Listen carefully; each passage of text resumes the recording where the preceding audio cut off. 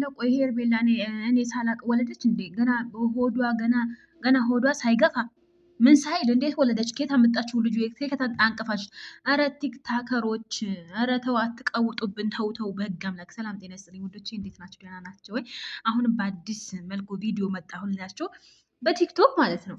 አንዴ ሄርሜላ ከልጇ ጋር ያደርጓታል፣ አንዴ እርጉዝ ያደርጓታል፣ አንዴ ቤቢ ሻወር ስታረግ ስትነሳ ያደርጓታል፣ አንዴ እንደዚህ ያደርጓታል። ወይ መከራ! እኔ የምለው አብርሽ እኮ የመጀመሪያ አይደለም የወለደው፣ እሺ ሁለተኛ የሚወልደው ሁለተኛ ነው። የሄርሜላ ልጅ ሁለተኛ ነው። ምን ነው ተጣደፋችሁ እንጂ። አረ ልጁ ገና በሰላም ይምጣበት ባካችሁ። ይሄኔ ኮልኮሌ እየበላሁ ነው። ምን ያናድዱኛል? ላይ ኮልኮሌ እየበላሁ ነው። ደቂቃ ኮልኮሌ ነው የምበላው። ይሄ ነገር እናንተ እጄ ቆሻሻ አይደለም እሺ። ይሄና ለኢድና ተቀባሁት ይሄና ተቀላቸው ነግሬያቸዋለሁ። እጄ ይሄና ተቀብቼ ምን እንዳደረገኝ ቆይ ላሳያችሁ አንዴ። አያችሁ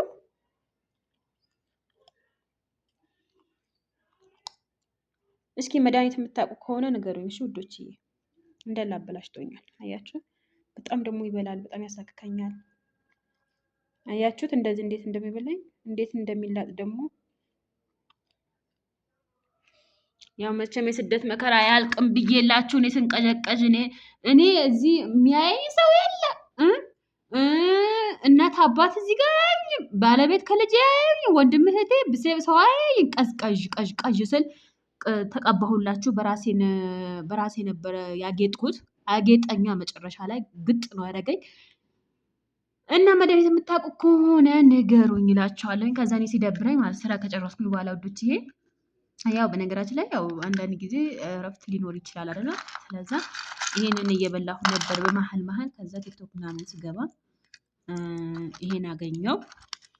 ከዛ ዜዱን ፎለጥፋ አየሁት፣ ወሰድኩባት እና ውዶችዬ የበላሁበት ነው። እና ውዶች የምጠይቃቸው ነገር ላይክ ሼር አድርጉልኝ።